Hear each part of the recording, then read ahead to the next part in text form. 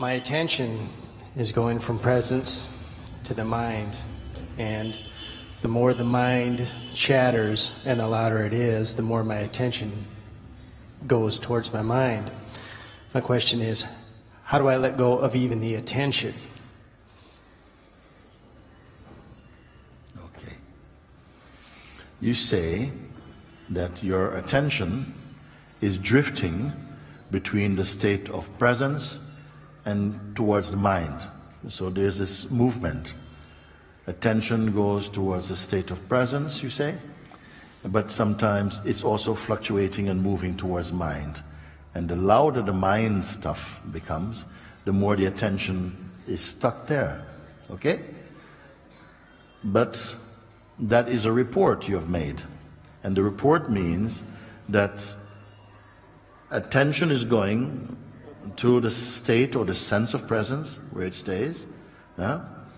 What watches that? What knows that attention is gone to presence and now is moved and is going now to mind? What perceives this? Where is the location of that which perceives the attention going to presence and then moving away from presence to mind?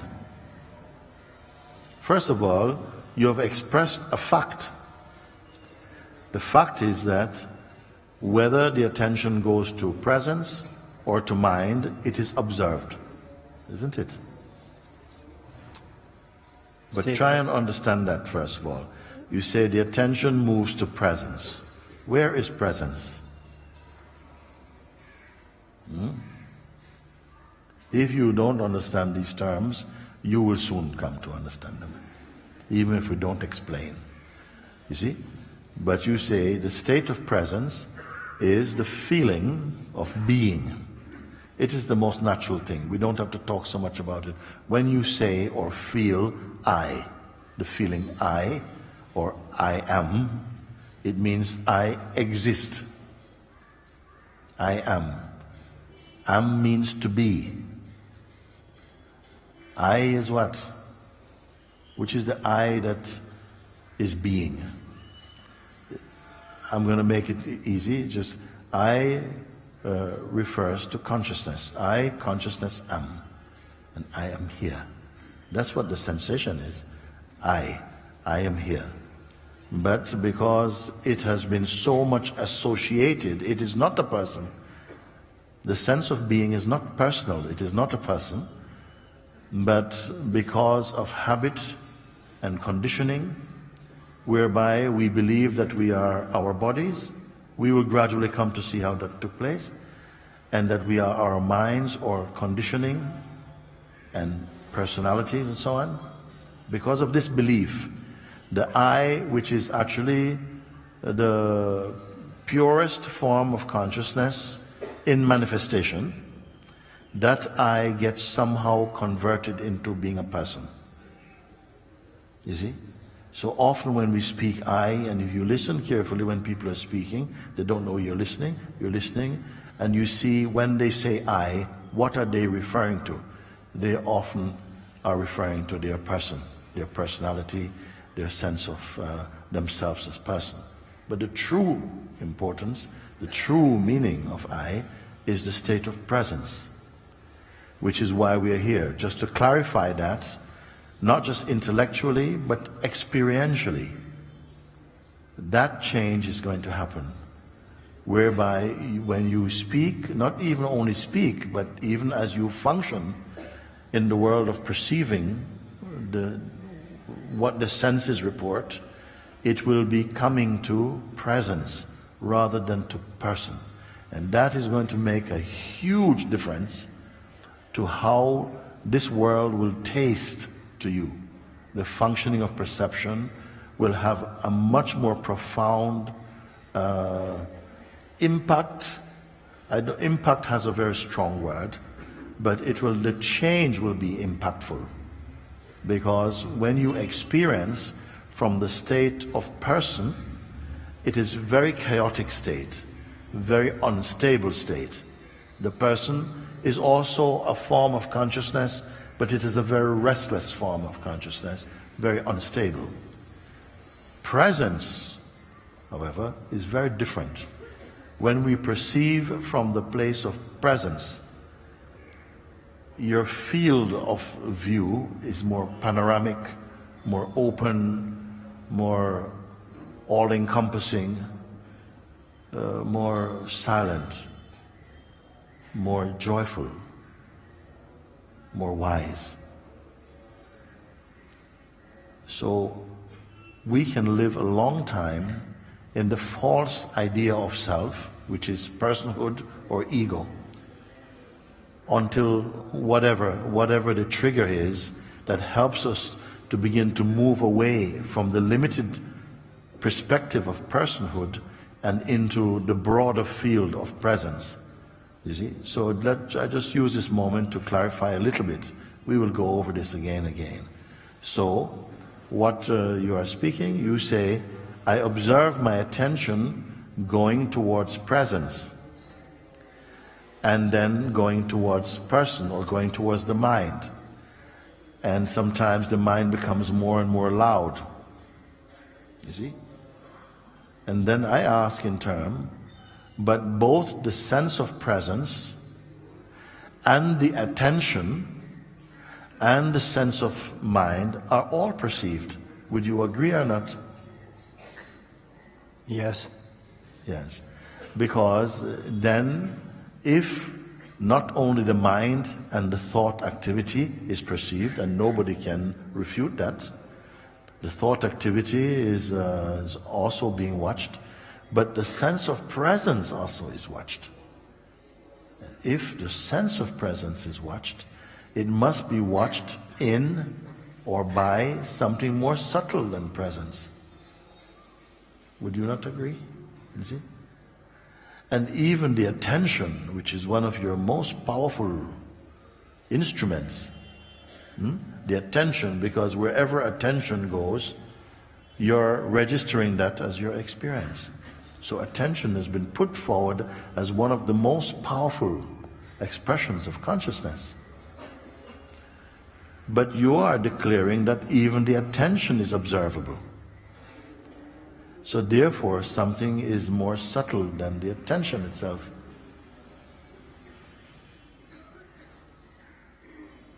And by your very words, you have declared that it is already so. They are observed.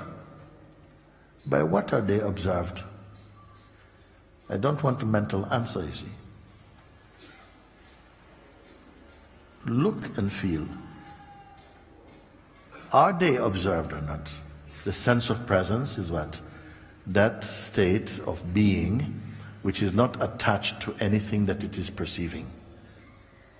Do you know that you look through your senses? You look at many things. I look at these flowers, how beautiful they are, made and everything, without becoming attached to them. I don't want anything from it. Okay? So therefore, if I want nothing more than just to observe it for a moment, I don't want to own it. I don't want to have a relationship with the flower. Okay? So then it doesn't register any deep impressions within my consciousness. So I am not disturbed by it. And that's got nothing to do with spirituality.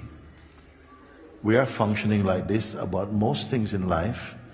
You see them, interact with them, and they don't leave any footprints inside your consciousness. Why? Because you don't want a relationship with them particularly. You don't want to own it. You don't want to control it. And that is a wonderful thing about consciousness. If you don't want to manipulate, then everything is open to you and nothing will disturb you.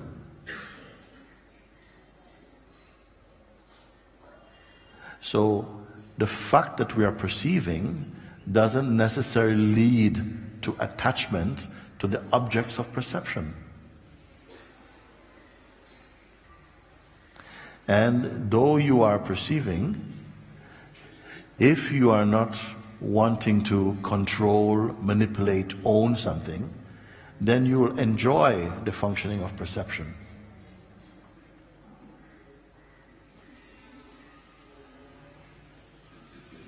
I ask something which is not an easy answer for most people, because your mind you can observe much more easily.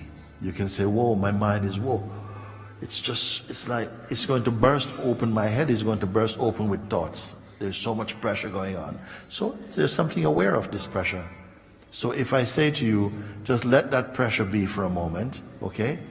But just stay in the place of the awareness of it. Just be the awareness. And almost immediately, if you follow that instruction, it will create a change in the sense of pressure or strain, because you're not feeding that pulsation. You're paying attention to the awareness in which it is recognized. That simple change of attention will create a different environment. And the more you discover this, the more you feel, whoa, can I do it with anything else? I say, you can do that with everything. So if you say you've understood that you say the attention goes to presence, but then if it will stay with presence, it will be fine. But sometimes it goes to the mind, and the mind is loud, and I don't like that. How can I keep it to stay in presence? Would that be your question? Yes, sir. Yes. So how can the mind, the attention just stay with presence? The habit will change. How did it come to start going to the mind? What makes it go to the mind? The mind is always chatting something, always giving you some instruction, always telling some lies or exaggerating something. What's the attraction with that? Because it is also a creative area of creative possibilities and attachments, identity. All of this is part of the mind's function and play. So we have some interest in that, of course. We have a love-hate relationship with our minds. When you want something from the mind, you very much like it. But when it crosses the line without your permission, you don't like it. And you say, okay, mind, enough, go. And you go, I like it here. You see? And then you say, oh my gosh, I cannot control my mind. How can I control my mind? Leave it alone. What mind are we talking about? Not just a practical mind. You have practical mind, you have to do, even a sage has to use his practical mind. That's not the mind that causes the trouble. It's more the psychological side of the mind. And what is that area? That is to do a lot with who you think you are. Your person, your desires, your attachments, and so on. That is what is the fascination why we go to the mind. Because so much of our aspiration, memories, desires, attachments, self-image is the product of the psychological mind. The one who is free of the influence of the psychological mind. Do we follow what I'm saying? I need sometimes some feedback to know that you're not sleeping with your eyes open, no? Okay? So the one who is free from the psychological influence of the mind. They don't want anything from mind. Like in that case, like they don't need to feel that people love them, or if people curse them, or they fall to bits or something like that, or they're holding on to some strong negative impressions or something.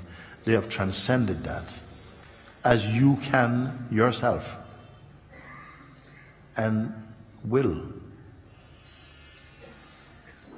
Because it is fixed in life that something is going to turn up the pressure a little bit from time to time to keep you moving. Otherwise you go to sleep, and you didn't come to the earth to sleep, but to wake up. So something has to keep you on the move. And sometimes it is pain, suffering gets you moving. Strong, intense experiences get you to start to use your deeper spiritual muscles. You begin to reflect more. You become more deep, more wise. And these are the phases in which consciousness will grow back into itself, meaning what? To be free from the influence and the manipulations of the psychological mind. That's all a human being has to do, is to overcome the influence, the sticky influence of the psychological identity. That is what will lead to the state we call awakening, if I can put it in simple terms. And we all know what it feels like when your mind is giving you a good hiding, isn't it? Yeah? When we are under the grip of strong psychological, emotional states. And it amounts to a kind of suffering. But the suffering in turn triggers in us the aspiration to be free of suffering. And once you are developing the aspiration to be free of suffering, you become more open. You have to become more open, enough to be guided out of your state of suffering. So sometimes like this, I have to use your question a little bit to broaden things out a little bit so that we can see in a more holistic way.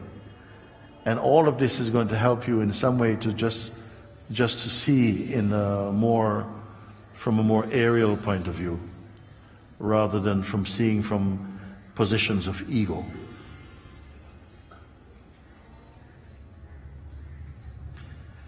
Coming back again, I say something must be aware of the sense of presence, and when the attention goes towards presence, and when it moves, seemingly moves away from presence and goes towards the mind.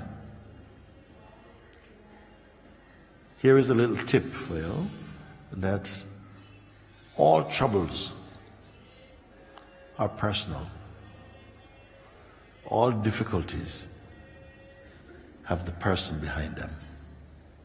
Whenever you go into the state of personhood, the sense of a problematic existence become more alive, more virile for you.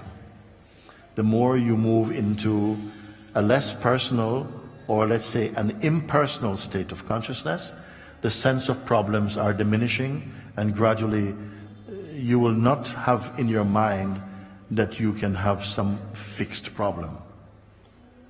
A problem does not exist apart from the thinking mind and the sense of the person in it. This is going to be demonstrated over and over and over again. That the problems you have, you only imagine you have. Okay? So how we will cover this, I don't know. I don't have some blueprint, thankfully. So everything is going to arise spontaneously, as it is right now as we speak about it. Your question may be heading towards, how can I stabilize the attention in presence?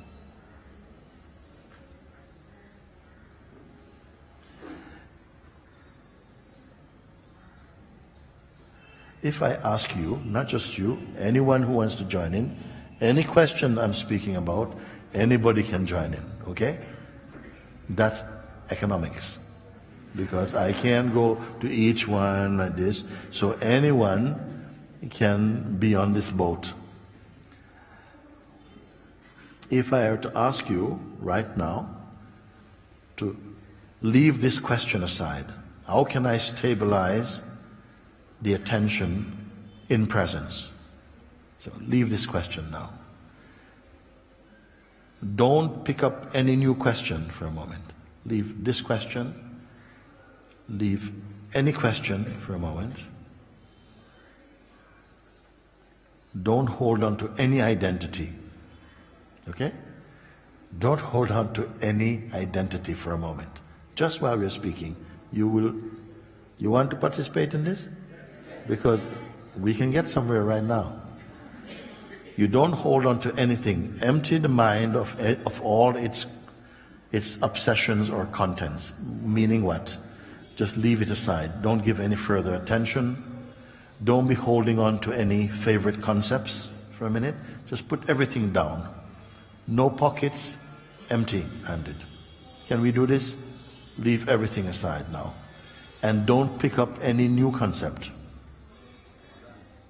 Done. Somebody say done. Okay, done. Well done, we'll see. Now from this place, if you followed my advice, it leads you to somewhere. You're discovering something. You're right here. Don't collect anything. Don't push anything. You've already left every idea aside for a moment. No? And you're not picking up anything new. Speak from this place something. I love you.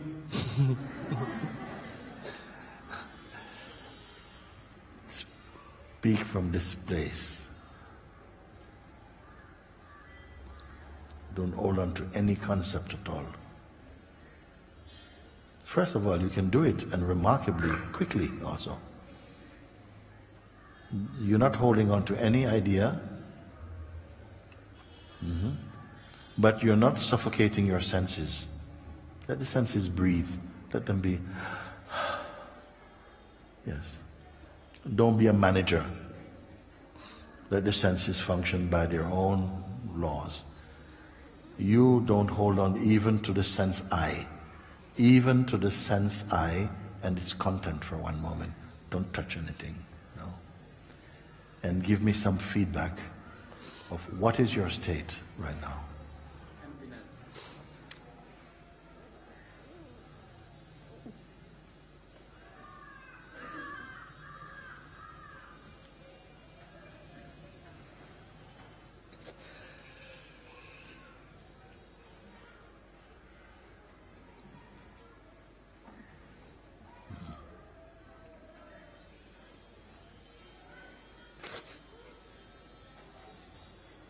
Tell me.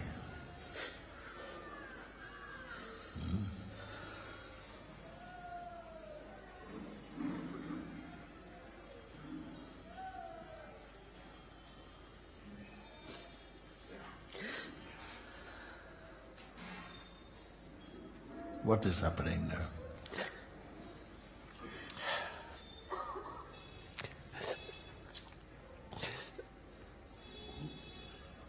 There are no words.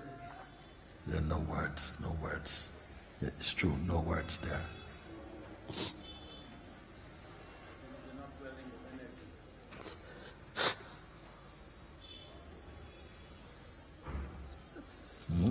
Where are these tears coming from? What is happening there?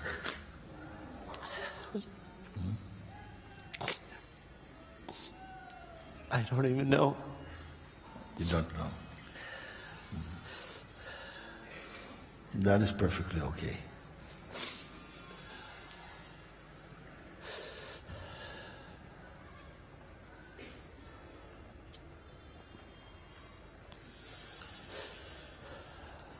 Are you keeping some state? Are you holding on to anything here? Something feels like it's trying to. Yeah, something feels like it's trying to hold on. So again, you don't touch this thing.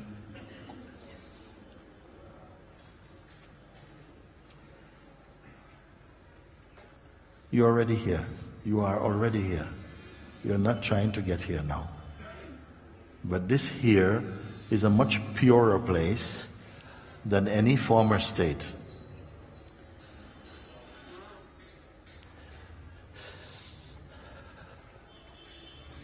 And sometimes the mind is saying, okay, all right, we've done it. Come, let's get back to real business. Let's come back to reality, or whatever it is, okay? But that's just another thought. It's just here. It's just here. When does this finish?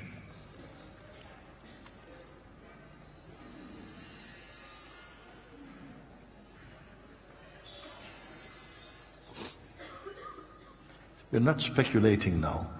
From inside the experience itself, when does this finish? Did you create this?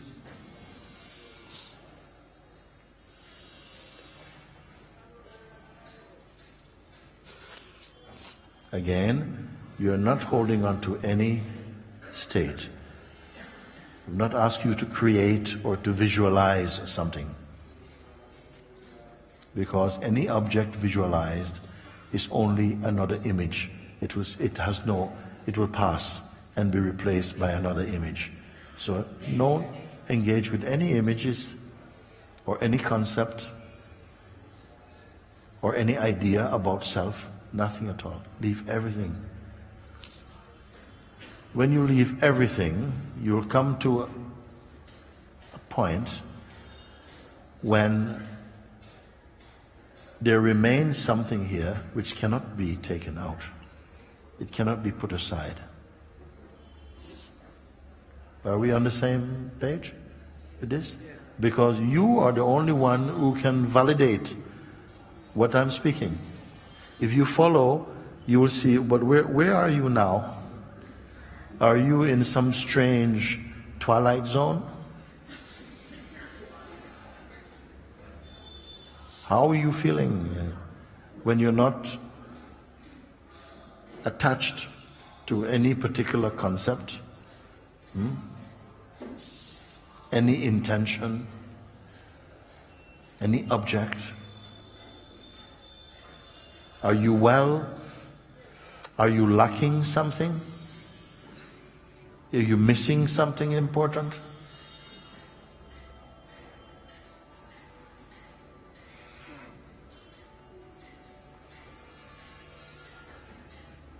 Are you being manipulated? Have I sprinkled magic powder over you? No. You're in a very natural state. Now I can ask you a question I couldn't ask before. And the question is, are you suffering?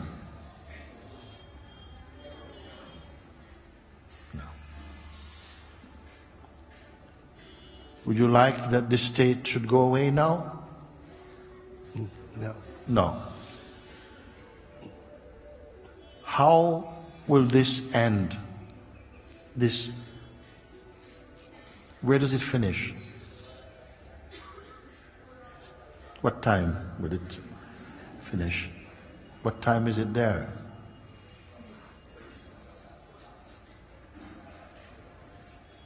You say, I'm fine here. I'm not troubled, I'm not suffering. Some may even feel very relaxed and happy and, wow, this feels very good. Okay? Where does it finish? Or where does it fade? Does it begin to fade away?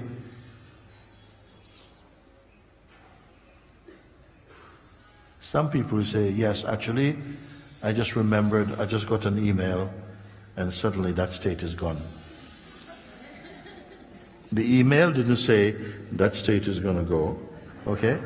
But I read the email and somehow the state is gone. So while it is here, tell me if it can go.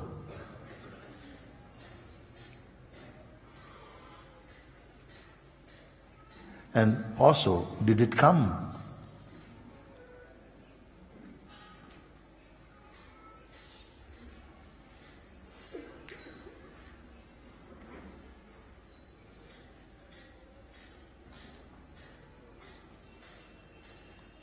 So I'm referring to this state as your natural state.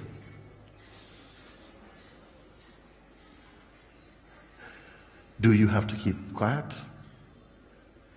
Breathe slowly. Do you have to keep it?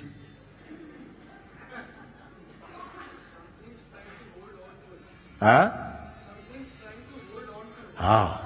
He says there is something that's trying to hold on to it.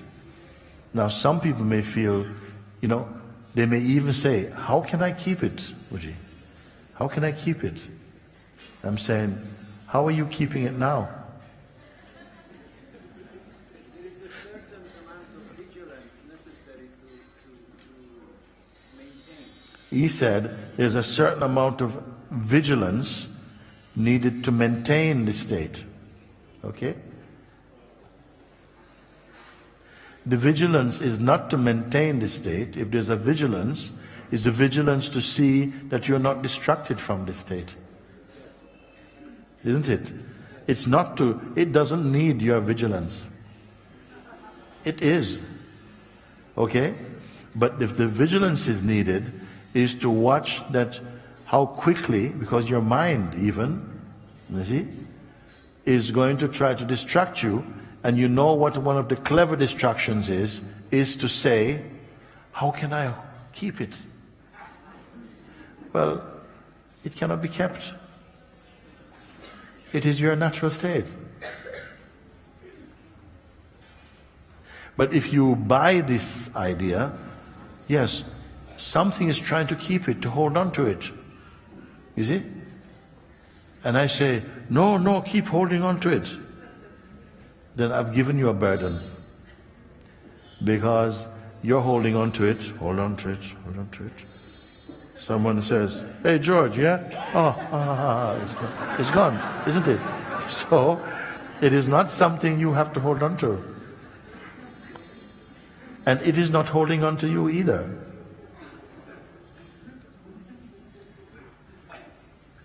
So, these are merely thoughts. They come. How can I keep it? Very clever, you see? Because the minute you start to want to keep it, you find you cannot keep it. It's gone.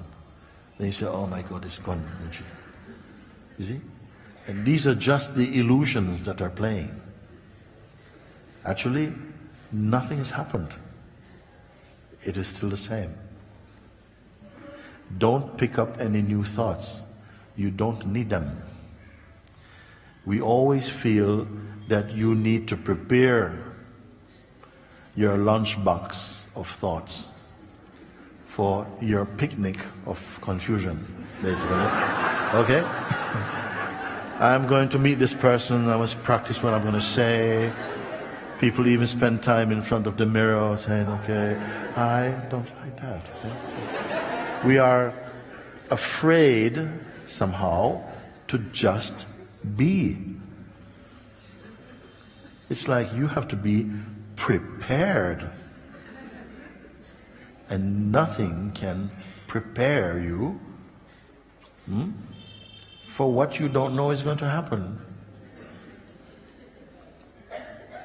Your best preparation is to be in your natural state of emptiness.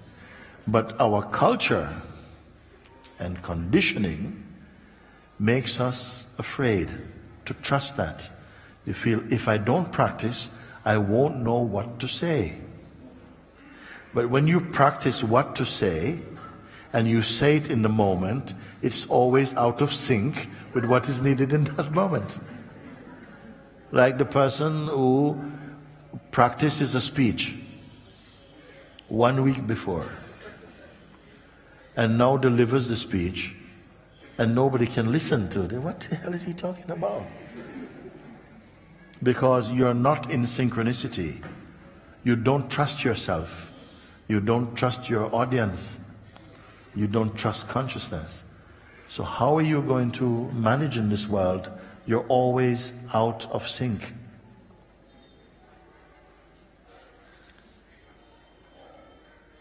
The mind will even get you, if you buy into this type of thing, if I throw you an apple, okay, it will try to teach you before how to catch an apple. You must stand like this. Okay? And then you'll find you can catch apples like that. But not bananas. No, bananas you have to... You see? And that's what we've been doing all our life. Practicing to be natural.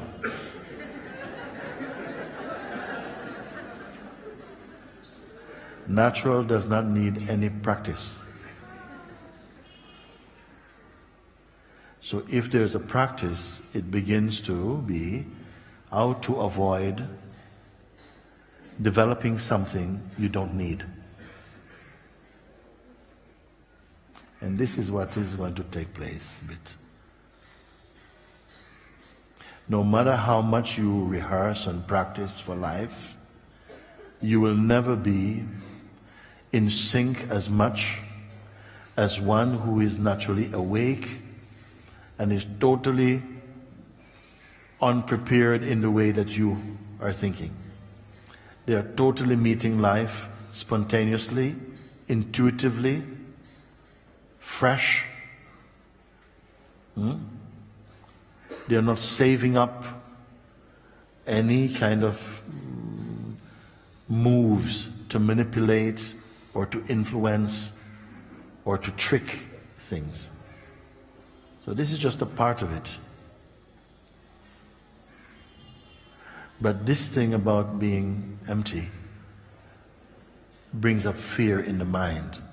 Fear that you'll look foolish, that you didn't prepare enough.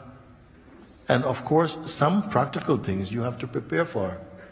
If you have never cooked an omelette, and then you have invited a lot of people home for an omelette evening, and you have never cooked, then you may need a little practice. But you don't need any practice to be what you are.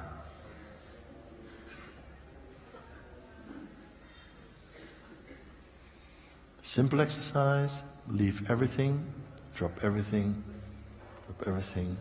come back until there's nothing more to drop.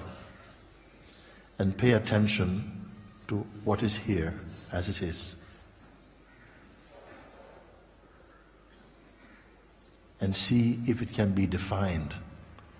See if it is personal. That is a simple exercise anybody can do. Often people ask, how can I balance my spiritual life with my daily life? You see? That's a very big thing. How can you balance? So I say, for you, I have very good news. Forget about it. You cannot balance anything. This you that you are speaking from is already an imbalance. You see? In your natural state is not concerned about balance. Sometimes people say, I've been doing the inquiry, but I cannot say to anyone, I cannot say, yes, okay, I am that. I said, well, who's asking you to say you are that? When something is natural for you, you don't go about declaring it. You don't go about saying, hey guys, look, I'm breathing. No, you don't say that because it is totally natural for you.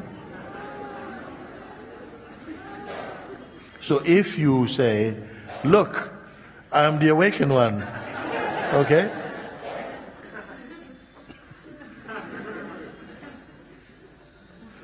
And think everyone is going to go, oh, awakened. You don't have to say anything about it. The one who is awake is not thinking, oh, I'm awake. I'm awake. No. Even this term, they may not speak about it. You will speak about it until it is clear for you, and then it will not happen. You will not have to speak about it. You don't go around saying, I'm a woman. I'm a woman. Hello? You don't do it. Why? Because you have no doubt about it. In a natural state, you won't be saying, look, I'm awake, I'm awake, I'm enlightened. You will not say. It would seem ridiculous. But when we are conversing and people are speaking, how can I become so and so? Then something will speak from the place of truth, and it will speak what is appropriate to the needs of that particular moment. So it's not even that you are necessarily answering a question, perhaps you are answering the questioner even. Can you see difference?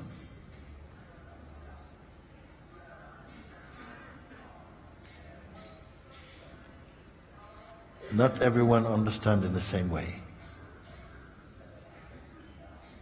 Not everyone understands in the same way. So if you have a kind of a ready-made answer, life doesn't work like that. In that moment, if you are attuned,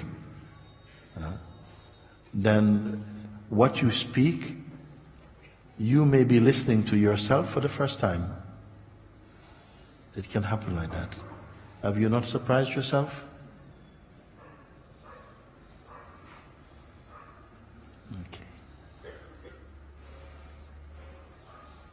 Thank you.